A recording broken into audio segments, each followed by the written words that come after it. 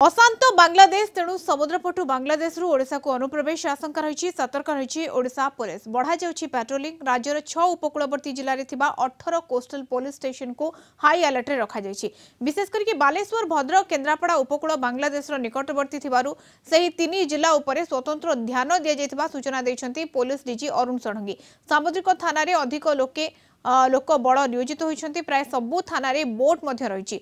नियम मुताबक 5 nautical mile पर्यंत पेट्रोलिंग करि परिबो ओडिशा पुलिस। उपकूल अंचल रे थिबा मत्स्यजीवी घर गुड़िक उपरे नजर रखिबा पई गोविंदा विभाग को अलर्ट करा जायछि। सीमा रे सुरक्षा व्यवस्था को कड़ाकड़ी करा जिबा सहित अनुप्रवेश उपरे तीक्ष्ण नजर रखा जायछि।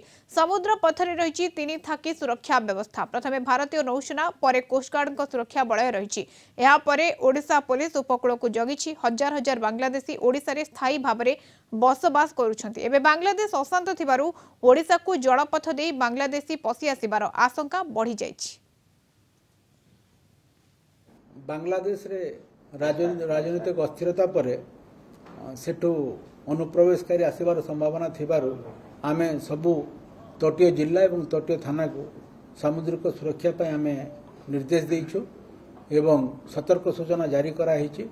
आमर जो तीनोटी आमर 6टी जिला अछि जोटा कि तटवर्ती जिला आ 2टी पुलिस जिला से जो 7टी आमर पुलिस जिला अछि एवं आमर 18टी police station coastal police station ए 7टी जिल्ला रे अछि एवं विशेष करी आमर बालेश्वर भद्रक और केन्द्रापड़ा जोटा बांग्लादेश पाख पड़ुछि सेठी आमे जो 9टी सामुद्रिक थाना अछि ताको आमे अलर्ट करिछु।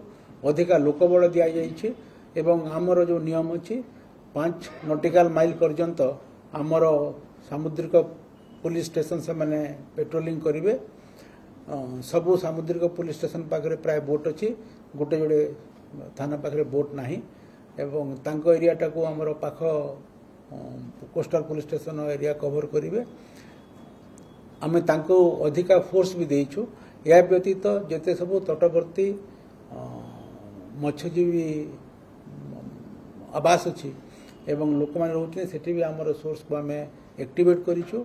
गोविंदा विभाग को आमे सतर्क करिछु एवं तटर सुरक्षा पई हमर 5 नॉटिकल माइल भितर हमर सब चली पेट्रोलिंग चली एवं आमे नजर रखीचु जे यदि किसी बोट आसुची विशेष कर मोटराइज बोट रे से आसंती एवं तापर कोस्ट गार्ड तार पेट्रोलिंग करे एवं कोस्ट गार्ड पेट्रोलिंग रो बियॉन्ड रे हमर नावल पेट्रोलिंग करे। तेणु ए 3 थाकिया सुरक्षा व्यवस्था हमर तटरे रही।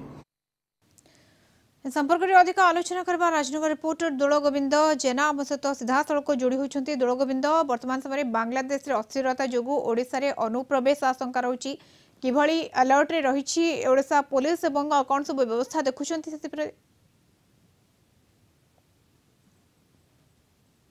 मधुस्मिता जदि आम कहवा बांग्लादेश रे जेतेबेले राजनीतिक अस्थिरता देखा जायछि राजनीतिक हिंसा मध्य बढ़ी ये नहीं ओडिशार उपकूलवर्ती अंचल गुड़ी को हाई अलर्ट करा जायछि।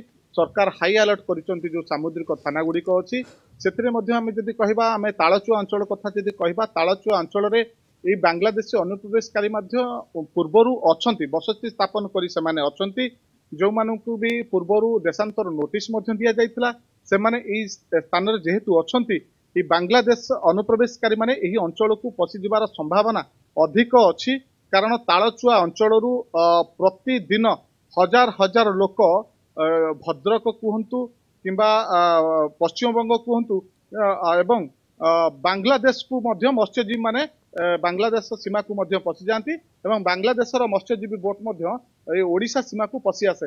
निश्चिंत भावे यही बोट रे सेमानकर पशि आसिबार संभावना अछि।